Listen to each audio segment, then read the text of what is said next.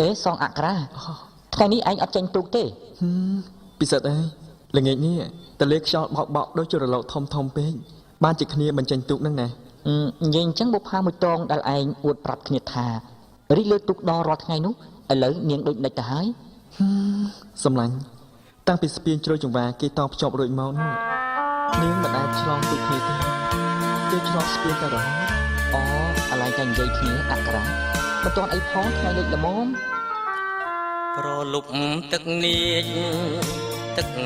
រៀចរួយជ្រោយជ្រាំងថ្ងៃលិចខែបាំងនឹងទូកដបងការរីកលើទូកកំពុងចំឡងព្រឹកល្ងាចនួនល្អងឆ្លងទៅឆ្លងមកជួបអូនម្ដងចិត្តបងញាប់ញ័ររន្ធត់ដូចដើរយ៉ាងមុតកាត់ទឹករលកកាត់មិនដេចនឹងបានលាប់ឆ្លងទៅមកឥឡូវពុនលោកឆ្លងស្ពានថ្មវិញកាលស្ពាននៅដាច់នៅមានវាសនាចំឡងបោផាទាំងចិត្តទុនទិញឥឡូវស្ពានជាប់អាភ័ព្វកន្លងអូនស្រីបែកខ្នង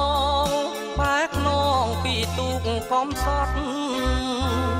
ដីជ្រោយចង់វាបុផានីភូមិគៀនឃ្លាំងមិនដេចឡើយចិត្តនាងវៀងពីក្តីស្នេហ៍បរិសុទ្ធអូនបានស្ពានឆ្លងលិចទូកកំសត់ចោលទូកបងព្រាត់ឆ្ងាយជ្រាំងឥតន័យ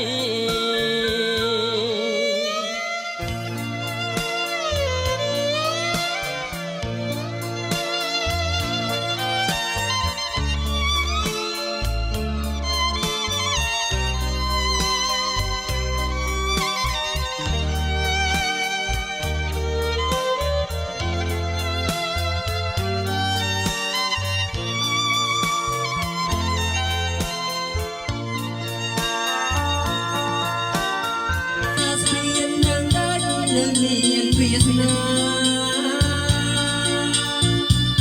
ចំឡងមកថាទាំងចិត្តនឹងជន់ទិញ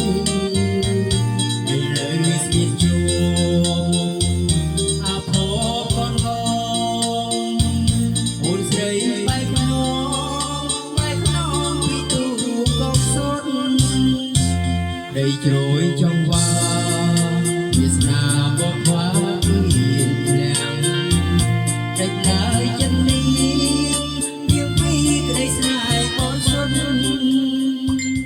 អូនបានស្វៀតជ្រោ